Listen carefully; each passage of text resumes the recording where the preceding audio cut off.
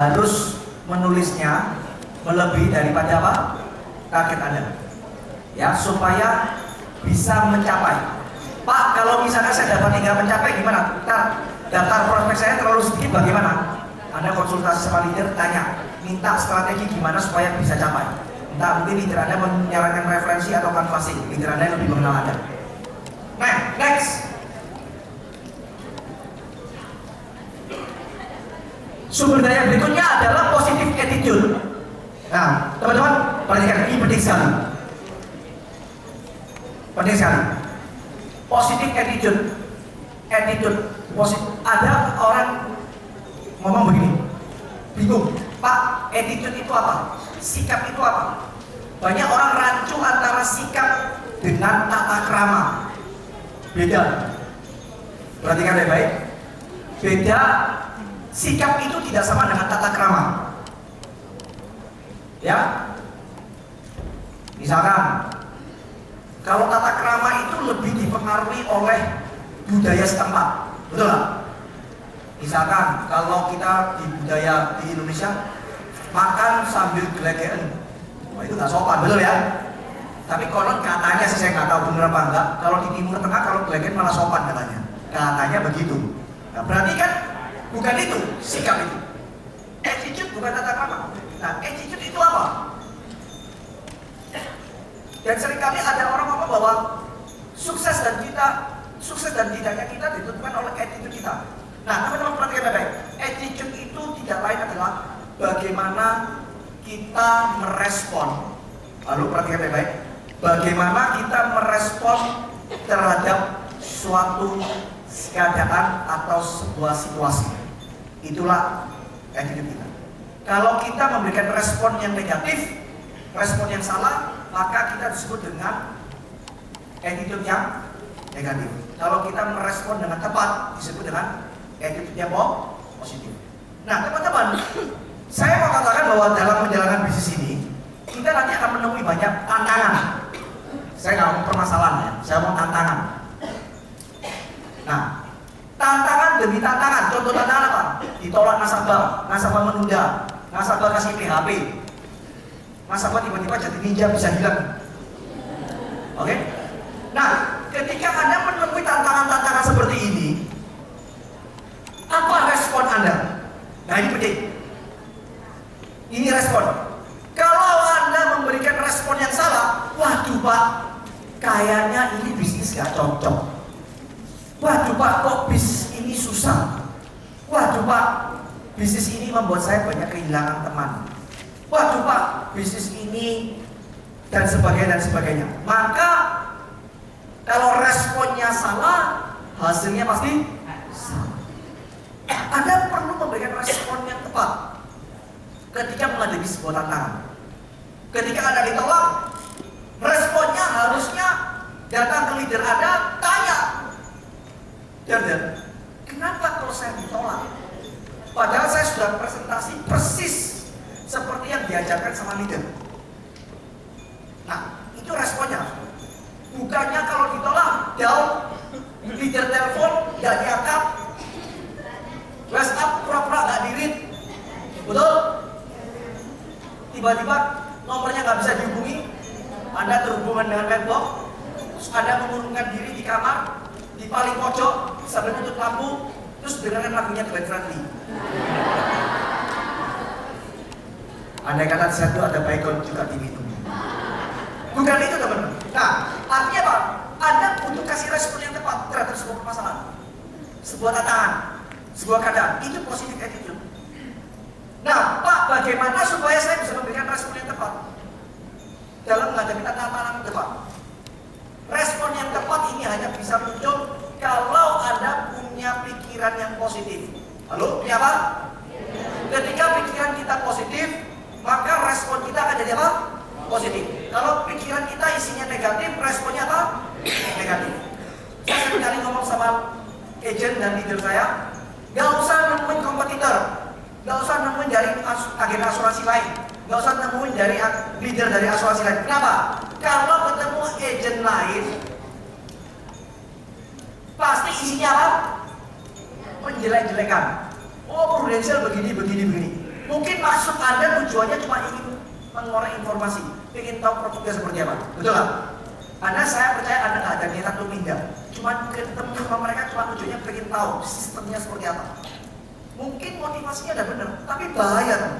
Karena ketemu satu kompetitor demi kompetitor lain, pasti isinya menjelekkan Prudensial terus. Tanpa Anda sadari, semua informasi negatif itu masuk dalam pikiran bawah sadar Anda. Dan ketika Anda menghadapi sebuah tantangan, permasalahan, ketika ditolak, kok nggak closing-closing, tiba-tiba otak bawah sadar Anda mengeluarkan semua sampah-sampah itu. Betul kan yang diomongkan sama agen perusahaan itu? Prudensial itu produknya mahal. Betul kan katanya si leader perusahaan itu, kalau Prudensial itu produknya, kesehatannya kalah. Semua keluar. Sama, kalau Anda nggak pernah ikut Power Day, nggak pernah ikut Power Night, langsung prospek nekat, ditolak sekali langsung lemes, jadi lembar. Nah, oleh sebab itu kita punya satu tugas yang penting. Anda punya satu sumber daya yang harus Anda jaga. Pikiran kita harus apa? Positif. Nggak bisa menjalankan bisnis dengan pikiran negatif. Ini sumber daya yang penting untuk membuat Anda bisa capai setiap minggu 15. Ya, karena nanti saya tidak mendoakan, tapi kalau misalnya nanti dalam perjalanan 8 minggu ke depan nggak capai 15, nggak punya pikiran positif, responnya bisa keliru. Betul nggak? Nah, makanya harus pikirnya positif. Bagaimana Pak caranya dia pikir positif? Diasuh dengan yang positif. Baca buku yang positif. Baca bukunya Pak Handoyo. Nah, itu. Ikut Power Day, Power Night. Ya. Power Day, Power Night. Ini contoh flyer untuk Power Day, Power Night di Surabaya. Di masing-masing kantor juga ada. Ya, Sidoarjo, Mojokerto juga ada. Hadir teman-teman. Saya di ruangan ini saya yakin tidak ada yang lebih banyak menghadiri Power Day, Power Night dibandingkan saya. Kayak saya sudah menghadiri acara seperti ini sejak tahun 2006. Dan sampai hari ini saya masih hadir. Dan sampai hari ini pun saya selalu mendapatkan sesuatu yang positif setiap kali saya hadir. Jadi rada aneh kalau ada agent, ada leader, baru gabung setahun, sebulan, terus ngomong gini, saya sudah tahu mau yang apa yang dikatakan sama pembicaranya. Itu namanya ajaib. Teman-teman, saya juga manusia biasa. Walaupun saya sudah jadi agency director, tapi saya juga bisa down. Oleh sebab itu saya butuh namanya Power Day, Power Night untuk membuat pikiran saya tetap apa? Positif. Ketika pikiran positif, saya bisa memberikan respon yang positif, respon yang tepat terhadap semua masalah dan tantangan ke depan. Setuju? Katakan sama kanan kirinya, kita datang Power Day, Power Night yuk Senin ini.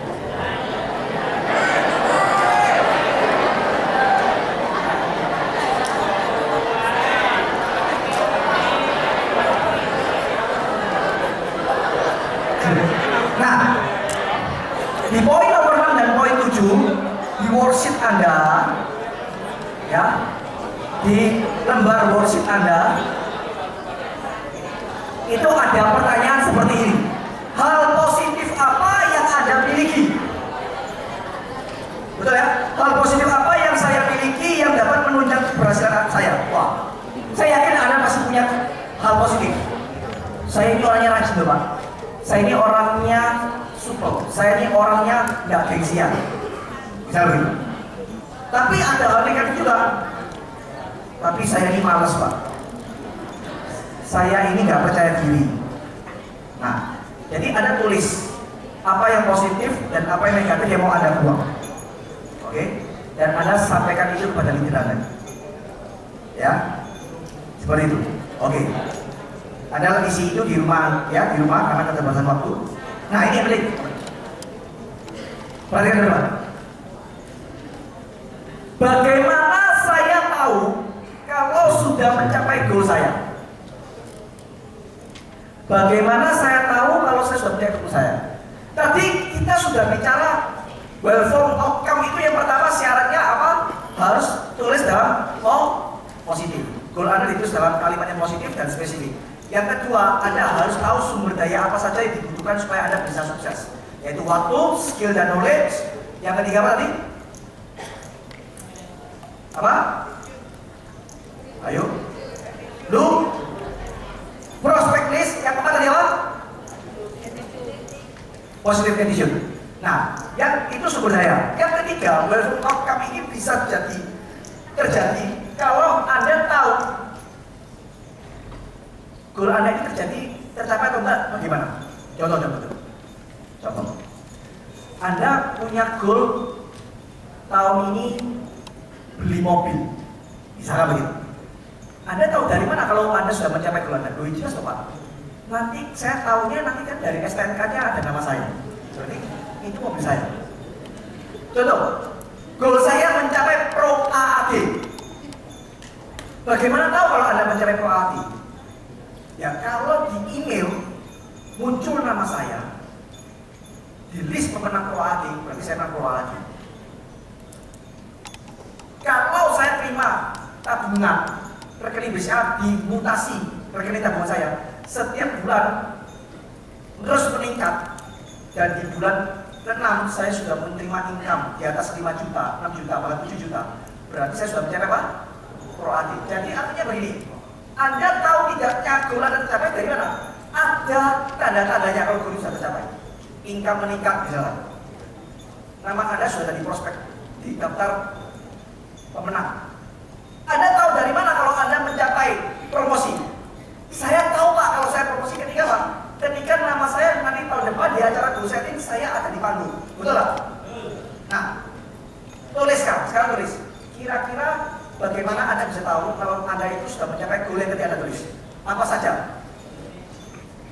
Bagaimana Anda bisa tahu kalau Anda sudah mencapainya? Apakah Anda nanti bakal namanya disebut sebagai pemenang? Anda akan difoto, Anda akan jalan-jalan ke Bali. Kalau saya dapat tiket gratis dari Prudential, jalan-jalan ke Bali, ya itu berarti saya menang Pro AAD Pak. Ya, tulis. Hal apa yang membuat Anda tahu bahwa Anda sudah mencapainya? Hal apa yang akan terjadi sehingga Anda tahu bahwa Anda sudah mencapainya? Nah itu, ya. Hal apa yang akan Anda terima sehingga Anda tahu bahwa Anda sudah mencapai goal tersebut? Income meningkat, nama Anda disebut di acara off, Anda terima piala, income meningkat, dapat tiket gratis, trip, itu akan saya terima Pak. Jadi berarti saya menang. Jadi apa yang akan terjadi ketika Anda mencapai goal? Nah, itu yang membuat Anda tahu. Ayo tulis.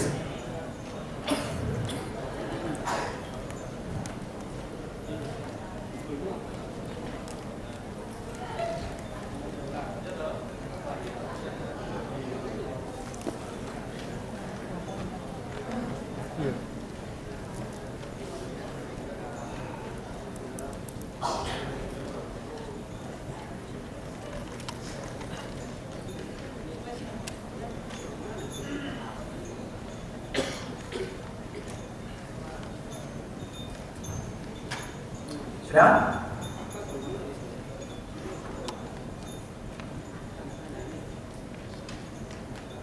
Pasti ada tanda tanya ya. Mungkin income saya bisa tahu Pak, kalau saya menang Pro AD atau mencapai promosi AD, saya bisa tahu ya karena saya sudah punya tim, gitu ya. Di daftar di laporan produksi saya sudah 200 juta API, jadi saya tahu. Oke, tulis. Sudah? Lanjut. Nah, sekarang coba Anda renungkan.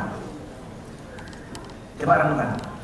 Kira-kira apa yang bisa terjadi pada diri saya bila saya mampu mencapai apa tadi goal Anda?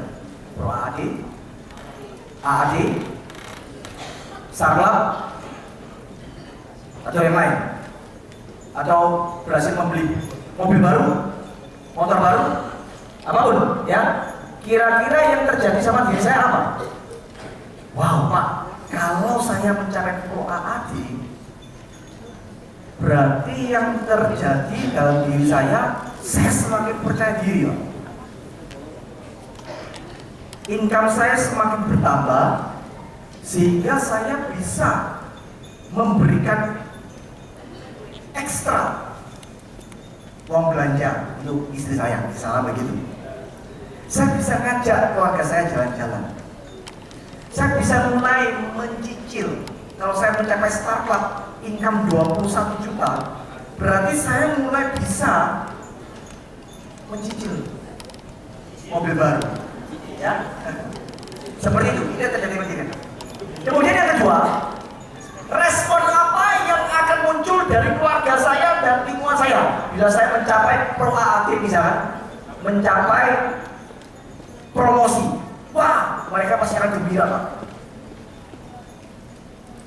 Karena di saat itu keluarga saya pasti happy, dan pada saat itu saya mungkin akan, saya dan keluarga saya akan mengadakan perayaan, makan malam.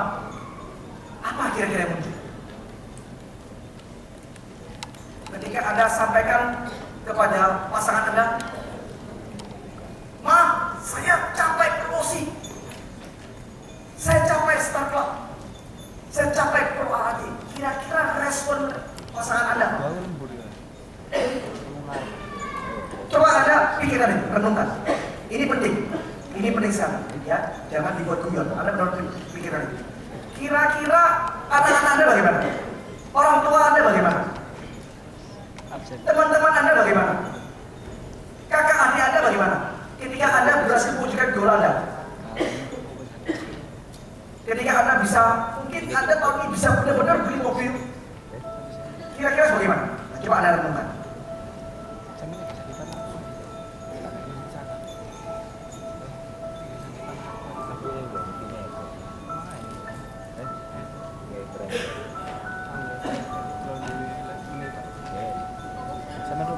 Tulis.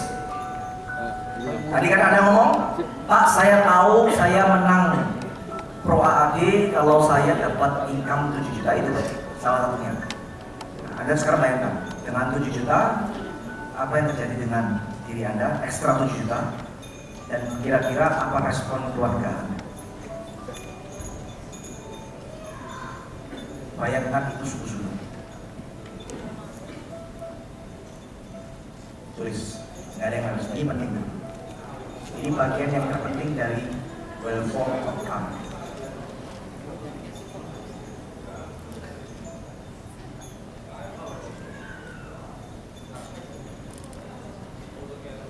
Oke. Tulis, kira-kira apa yang bisa terjadi pada diri saya bila saya mampu mencapai yang menjadi goal Anda tulis di sini. Mencapai apa? Kira-kira apa yang terjadi? Saya lebih senang, saya lebih bahagia, saya bisa membayar sebagian hutang saya sehingga saya lebih lega, hidup beban saya menjadi lebih ringan, saya merasa lebih berguna. Selama ini saya merasa diri saya ini nggak punya prestasi, saya merasa bangga. Mungkin itu yang muncul dalam diri Anda.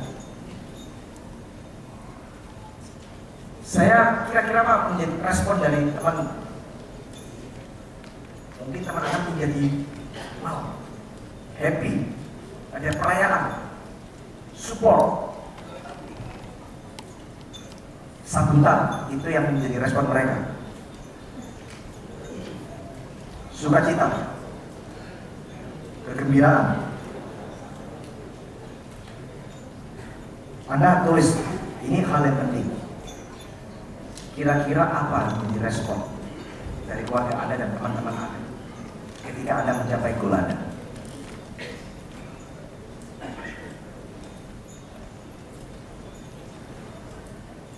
Semua nulis dengan serius.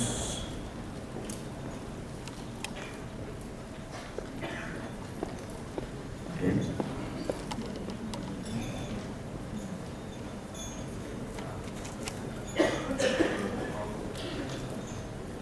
Kalau sudah,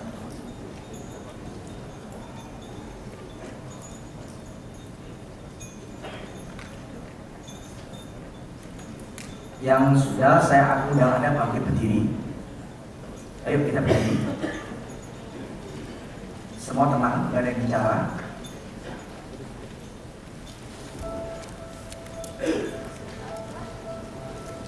Lampunya diredupkan.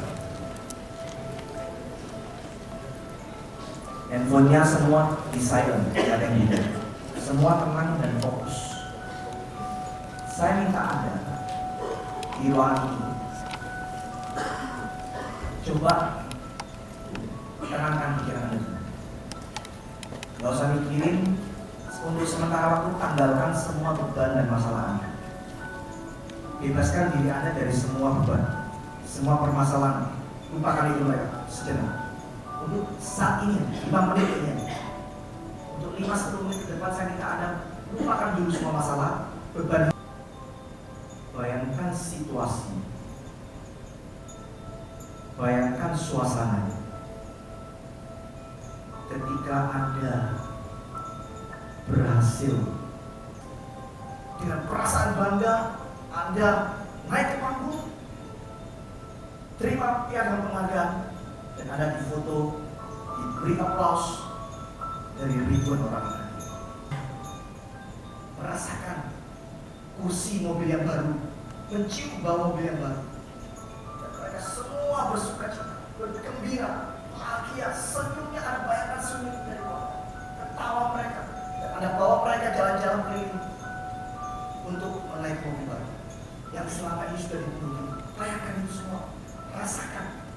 Ibu mempersiapkan baju hangat yang mau Anda bawa ke Paris karena cuaca di sana cukup dingin.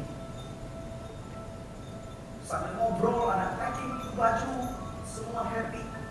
Bayangkan suasana hati, bayangkan situasi ketika Anda berjalan dari rumah menuju bandara, naik mobil. Bayangkan perasaan ketika Anda duduk. Nah, teman-teman, saya yakin waktu Anda tadi, kalau serius membayangkan, merasakan dan berusaha mendekatkan kira-kira apa situasi yang terjadi, saya yakin Anda merasakan ada satu emosi, betul? Anda merasa, wow, emosi itu yang mau kita dapatkan, emosi itu yang mau kita perjuangkan, yang menjadi kekuatan kita untuk berjuang dari hari ke hari. Setuju teman-teman? Yes, itu teman-teman. Kalau Anda melakukan visualisasi, Anda melakukan pertemuan seperti ini setiap hari, ketika Anda mungkin lagi down, misalkan, Anda bisa lakukan ini. Anda akan bangkit lagi. Oke? Nah, sebelum saya akhiri, saya mau cerita tentang satu kisah yang luar biasa. Ya, kisah ini tentang 2 orang yang luar biasa. Yang pertama adalah sebelah kiri, namanya Sir Edmund Hillary. Anda tahu? Sir Edmund Hillary adalah orang yang pertama kali di dunia yang berhasil mencapai puncak Gunung Everest. Ya, jadi tahun 1953, 29 Mei tahun 1953, tepatnya pukul 11.30 siang, Sir Edmund Hillary adalah orang pertama di muka bumi yang berhasil menaklukkan Gunung Everest. Dan di saat itu dia didampingi oleh seseorang yang gak banyak tahu, yang di sebelah kirinya, sebelah kanannya, yang bernama Tenzing Norgay. Dunia taunya Sir Edmund. Kalau Anda buka sejarah catatan dalam dunia pendaki gunung, orang lebih mengenal Sir Edmund daripada Tenzing Norgay. Karena memang betul, Sir Edmund yang pertama kali melangkahkan kakinya sampai puncak. Dan ketika dia turun dari Gunung Everest, semua wartawan heboh. Kenapa heboh? Karena dari tahun 20 sampai tahun 52 ada 7 ekspedisi besar-besaran untuk menaklukkan Gunung Everest, semua gagal. Dan Edmund Hillary orang pertama yang berhasil. Oleh sebab itu heboh. Semua memberikan wartawan mewawancarai Edmund Hillary. Dia bilang, Edmund, bagaimana cara kamu? Tantangannya apa saja? Semua sibuk mewawancarai si Edmund Hillary. Karena dia adalah orang pertama mencapai puncak Everest. Tapi ada satu wartawan, karena mungkin dia nggak kebagian tempat untuk mewawancarai Edmund Hillary, dia akhirnya mewawancarai si Tenzing Norgay. Nah, dia tanya, Pak Tenzing Norgay, Anda berperan sebagai apa ketika ekspedisi? Bagaimana perasaan Anda ketika Anda berhasil mencapai puncak Everest? Dia mau, perasaan saya happy, perasaan saya amazing, luar biasa. Dan saya sebagai pemandu dari Pak Sir Edmund Hillary. Tugas saya adalah memandu Edmund Hillary untuk mencapai puncak gunung Everest. Dia seorang pemandu, dia yang memandu jalan. Kemudian wartawan ini bertanya sama si Tenzing Norgay, kalau Anda sebagai pemandu, berarti kan Anda berjalan di depannya si Edmund, bukan di belakangnya Edmund. Betul? Dan kalau Anda berjalan di depannya, seharusnya kan Anda dulu yang mencapai puncak Everest, bukan Edmund Hillary. Tapi Tenzing Norgay mengatakan, betul, harusnya saya dulu yang mencapai puncak Everest. Tetapi ketika kurang satu langkah mencapai puncak Everest, saya tidak melangkah. Saya mempersilakan Edmund Hillary, Pak, silakan Anda dulu yang melangkah, dan silakan jadilah orang pertama yang mencapai puncak Everest. Dan ketika ditanya sama orang, kenapa Bapak melakukan itu? Padahal Bapak punya kesempatan. Dia ngomong, saya punya tugas sebagai pemandu, dan saya punya kebahagiaan adalah membantu orang lain untuk mewujudkan impiannya. Itulah kebahagiaan saya. Teman-teman, apa moral dari cerita? Di bisnis ini, Anda memiliki seorang Tenzing Norgay. Siapa mereka? Mereka adalah leader Anda.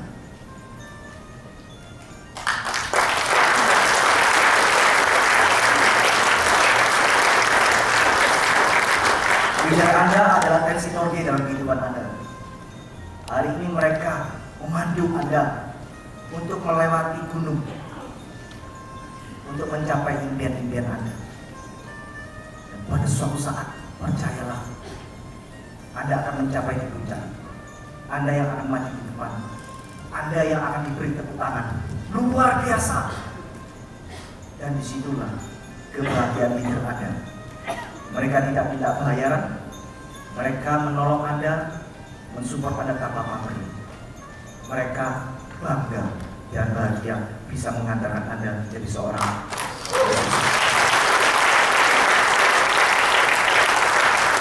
Pada kesempatan ini, saya ajak Anda, ayo hampiri leader Anda.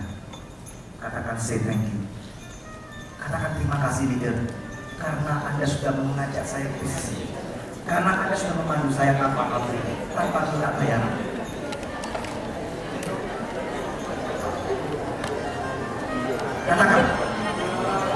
Katakan dengan tulus, leader Anda adalah Tenzing Norgay dalam hidup. Say thank you. Saya baru pulang dari Paris.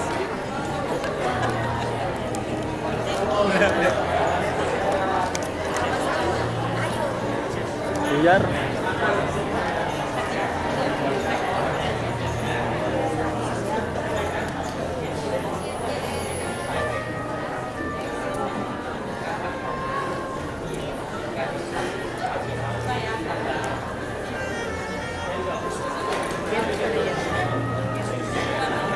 keluar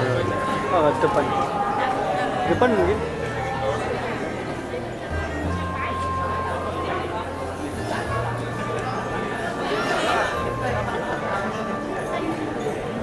Kalau dari Jerman sih, lanjut dia.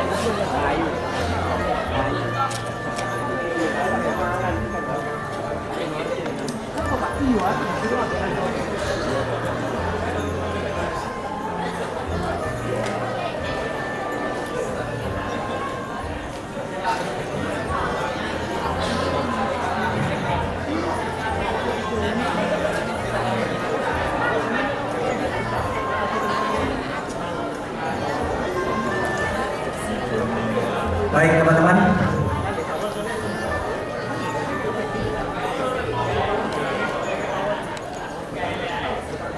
saya harap mulai hari ini tidak ada lagi yang berpikir negatif tentang leadernya. Setuju? Kalau di telepon gimana? Diangkat? Ya, ya. Kalau di WhatsApp dibalas? Dibalas. Kamu buat, ya. Oke. Baik, sebelum saya akhiri, ya, saya ngajak Anda bagi berdiri, teman-teman. Oke. Kita mau sama-sama mendeklar, ya, untuk tulisan-tulisan di depan ini, ya, dengan semangat, dengan segenap tenaga dan dengan sungguh-sungguh kita mau mencapai target-target kita tahun ini. Setuju? Oke, ya, kita mulai sama-sama. 1, 2, 3. Go!